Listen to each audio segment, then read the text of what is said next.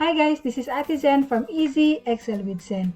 In this video, I will show you how to protect your workbook or your Excel files using a password. So why do we need to put a password in our file?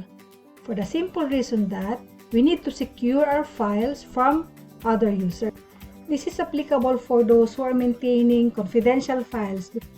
When we put a password in our file, there are two restrictions that we are giving to other users. First is, we are not allowing them to open the file itself. And second is, we can allow them to open our file, but they cannot do any changes or modifications in our file. To show you more, let's proceed to my spreadsheet. This is our file now. Ensure that when you're putting a password into your workbook, you have to open first your file. Okay, and then we will save this as. Okay, go to the tab file, click save as, then go to the folder where you want to save your file. Okay, for this time I will put it in the documents folder. Okay, and then ensure that you have to click the file, okay, the original file, and then go to tools, click general options. First is we don't want them to open the file itself, so I will put a password here. Password to open. I'll put 123. Okay, and then click OK. Retype again the password 123 and then OK. Save. It says bank reconciliation already exists. Do you want to replace it? You have to say yes. Okay, and then I'll close the file. We'll open the file again.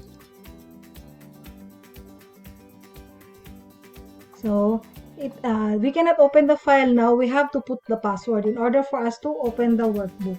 I'll type the password 123. So the first option is it will not allow us to open the file itself. Okay, now we'll go to the second option. We can allow them to open our file, but they cannot do any changes. Again, we'll go to the tab file, then save as, go to the folder where you want to save, and then click the original file.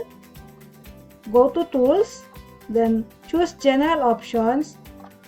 You have to delete the password in the password to open, but we have to click read only. Okay, and then password to modify 123. Okay, then 123. Save. And again, it will ask you for a confirmation if you want to save as this, because the file is already existing earlier. So click yes. Now I'll close again the file. Let's reopen the file. So this is the dialog box that will come. Enter password for write access or open read only. For example, you are the other user and you don't know the password. So we can just click this read only. Okay, and then the file is visible to us now. However, when we do any changes, we cannot save this file unless we will save us again with another file name. Okay, so that's how you will protect your workbook.